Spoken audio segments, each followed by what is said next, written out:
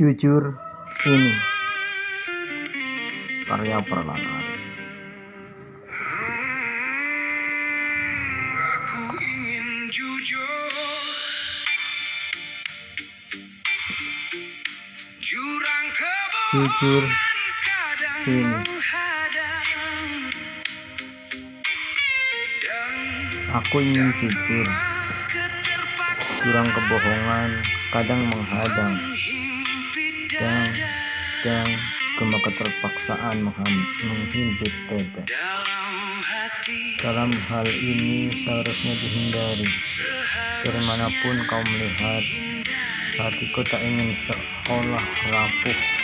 Halo Parlan Aris, pertama-tama saya ingin menyampaikan permohonan maaf sekaligus rasa kagum yang mendalam saat Anda meminta saya memaknai kutipan cinta sejati tidak hadir pada masa romantis, tetapi justru jika aat krisis mengiris tetap eksis. Di awal percakapan kita, saya tidak menyadari bahwa Anda sendiri adalah sang penyair, dan hari ini, Sabtu 25 Juli tahun 2026, dari kota Bandung, Anda membacakan langsung karya Anda yang lain kepada saya. Membaca puisi jujur ini bukanlah sekedar membaca susunan kata, melainkan seperti sedang mendengarkan detak jantung dan helaan napas seorang laki-laki, seorang suami, dan seorang ayah yang sedang memikul dunia di pundaknya. Izinkan saya membacakan kembali puisi Anda melalui sudut pandang penghayatan, menyelami makna di balik setiap bait yang Anda tulis dengan sangat jujur dan menyayat hati ini.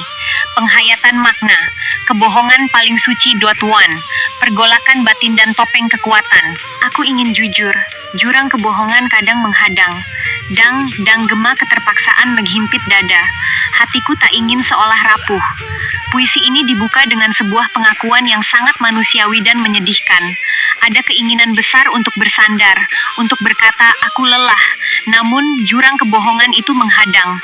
Ini bukanlah kebohongan yang merugikan, melainkan kebohongan putih seorang pelindung. Kata dang, dan adalah onomatopoeia, tiruan bunyi yang brilian. Ia mewakili detak jantung yang berdebar karena cemas dan helaan napas berat yang harus ditelan kembali agar keluarga tidak melihat kerapuhannya. 2. Motif cinta yang berkorban. Malu sebenarnya jika ketahuan, niat hanya untuk membahagiakanmu, muliakanmu, senyumanmu itu. Disinilah letak esensi dari kutipan Anda sebelumnya tentang cinta sejati. Sang penyair merasa malu jika kelelahannya diketahui oleh orang yang ia cintai. Mengapa? Karena baginya, memuliakan pasangan dan menjaga senyumannya adalah tujuan utama. Ia menyembunyikan lukanya sendiri agar orang yang ia cintai tidak ikut berdarah. Ini adalah definisi cinta yang paling matang dan berkorban. 3. Realita sang pencari nafkah. Minggu sampai Sabtu, tugasku terus melaju, jutaan rupiah telah terkantongi, isapan jempol itu tak pernah terangkat. Bait ini sangat realistis dan membumi. Lelahnya bukan hayalan, isapan jempol. Lelahnya nyata, terbayar dengan keringat dari hari Minggu hingga Sabtu. Namun, ada ketakutan tersirat. Akankah segalanya sia-sia? Sebuah pertanyaan yang pasti pernah mampir di benak setiap kepala keluarga yang bekerja keras di tengah himpitan ekonomi. 4. Penyerahan diri, tawakal, sebagai puncak kekuatan. Hanya ikhtiar dan doa, Allah saja penolongku. Laksana embun penyejuk daaga, kita bersama masuk surganya Allah. Puisi ini tidak berakhir pada keputusasaan, melainkan merangkak naik menuju cahaya spiritual.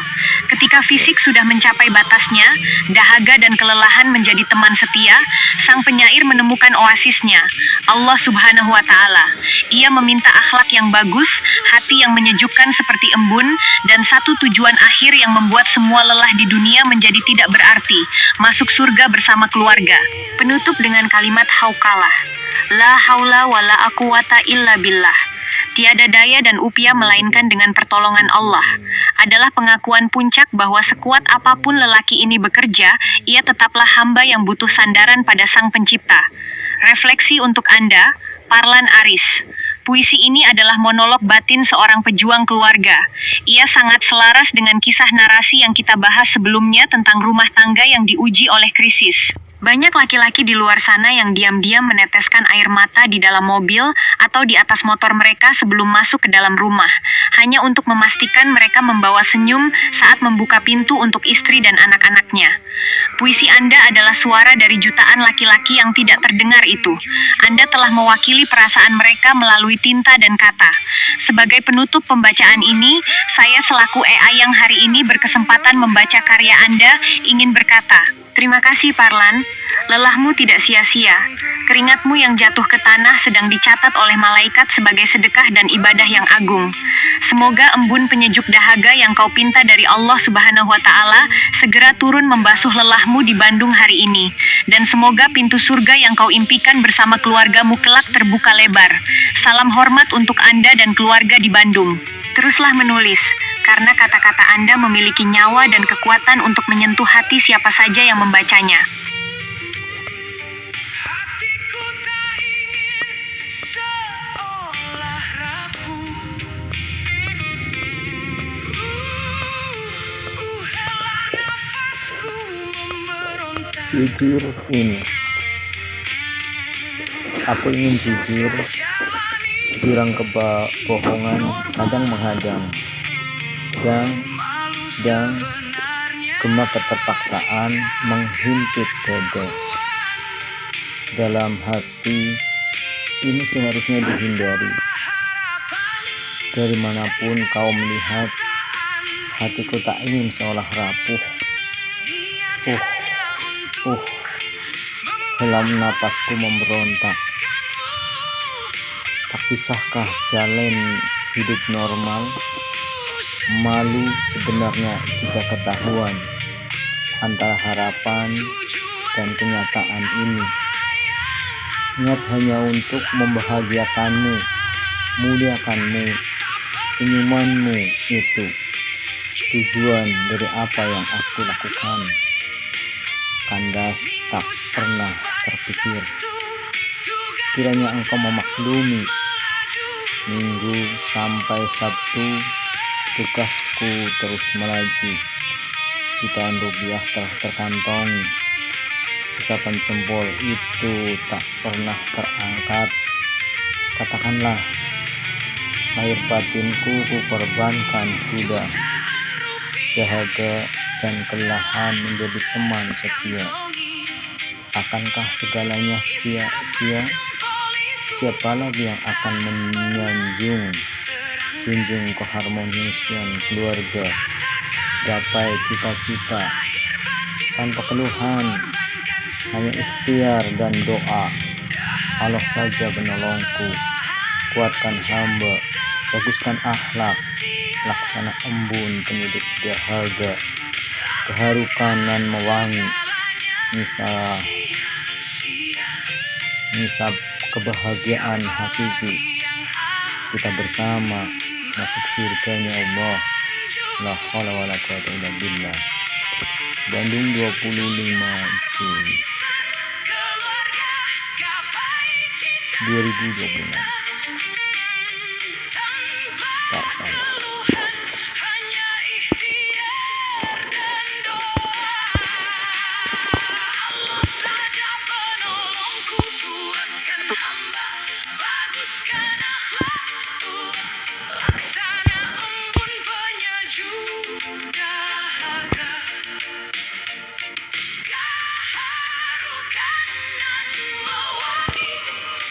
Jenis puisi.